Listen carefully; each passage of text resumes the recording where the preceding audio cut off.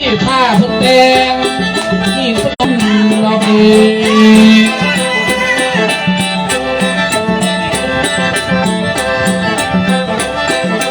หุ่นสร้างหอปังแต่ปังเก่าหุ่นในคำทรงอยู่สู้ขึ้นวายุดาวในเดือน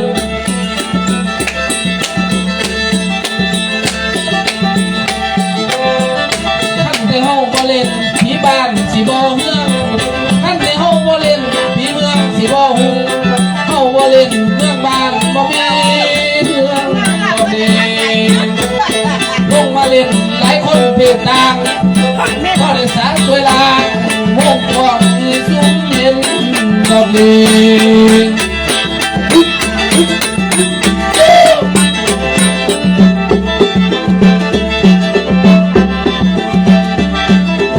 เฮ้ยกาลักขีดเฮ้ยอาสมัยนี่นะปรารถนาหอยน้ำห้อยสุบาทยางท่านเป็นปรารถนาอย่านำน้ำเจ้าสวงโพคุณเพิ่งศาสตร์โพคุณโตศาสตร์เก่าคุณในน้อสิจับจองเอาเอาเผาก็ใส่โพ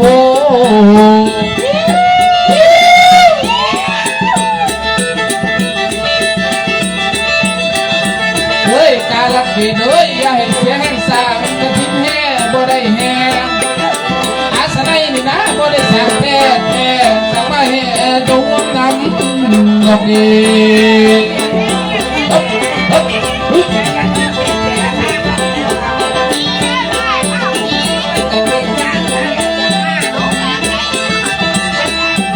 เฮ้ยครูบาบันเพลงเฮ้ยแม่ก็ป้อนสินสร้างข้างจะแก่บ่อยเว้าน้ำข้นแม่ก็ป้อนสินสร้างข้างกระด้างบ่อยปากน้ำไผ่ดอกนี้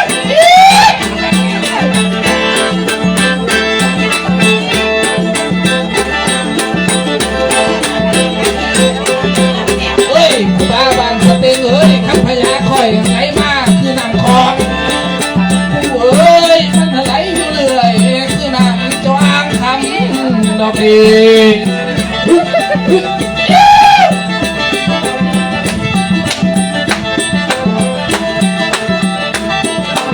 เฮ้ยครูบาเอ้ยเสียได้ชาติบ้านก็มีสังมาทองอย่าก็ลำอย่าปองสังมามันว่าโอ้ดอกนี้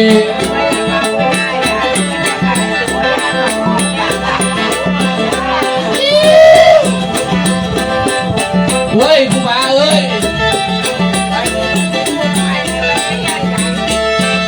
อาสนัยนะเป็นหมอลำมาจะไม่ก็ไม่แต่นัดเร็วจะค่อยมาไก่ผู้น้อยกำลังคอยเงี้ยขันครูบาบันสเต็งเอ้ยว่าสิขันไปเอ้ยคนโตขยันอ่อนพี่ขอแข็งแรงพกาจะเอากระบอกเป็นดอกดี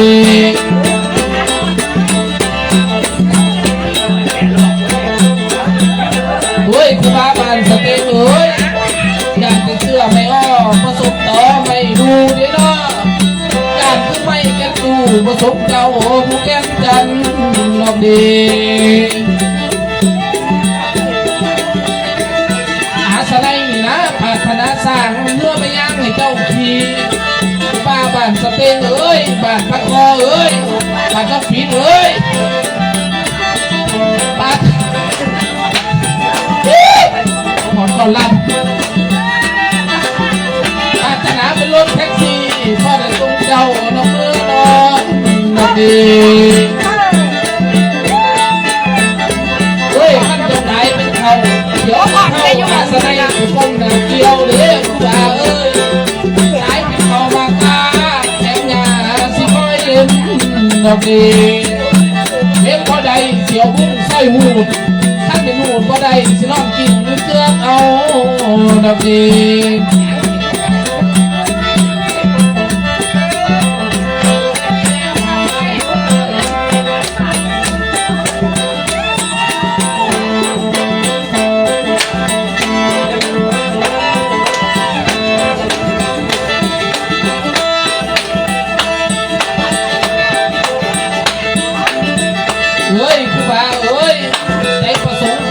ท จังได้แบกคนมาใจประสงค์ต่อป่าแต่ดาต้องซ่อนใจประสงค์ต่อมอนจะเก็บมอนนำส่งท่านเป็นใจประสงค์ในหน้าหัวเจ้าจะคอนกาก็เข้มข้นดอกดี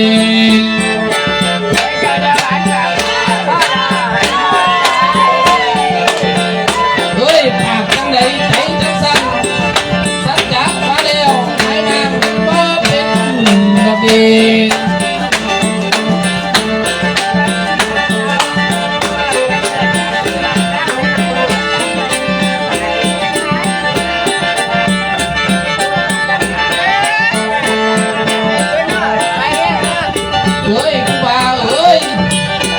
ขั้นยังคิดออกคอยยันบุญดาว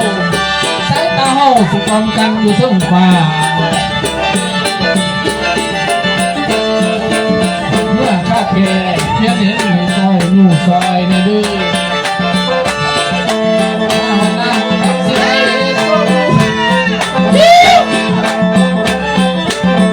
คนที่มาอาสนะไอพีลงขวาก็เราได้ลงซ้ายก็เราเป็นนี่ละมน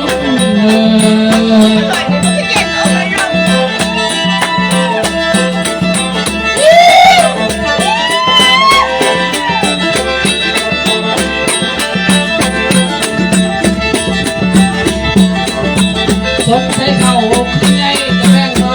ว่าเอ้ยเมื่อเขาลงเล่นคนละครดอกดี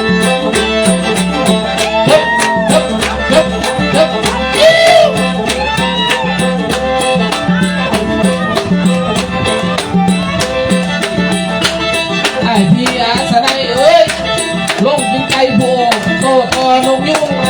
ขั้นเป็นลงถึงไก่ผู้สูงขั้นเป็นโตทอหางขั้นเป็นอีกแววเวนันยาสุนัน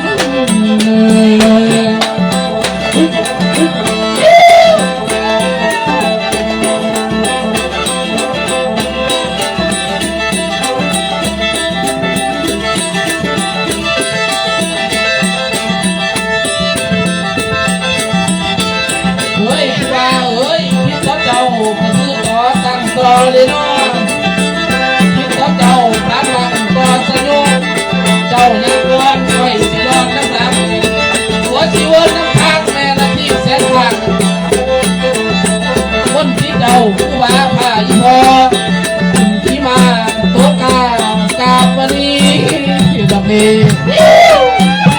ใครมวนอยู่คนเดียวเลยผู้ว่า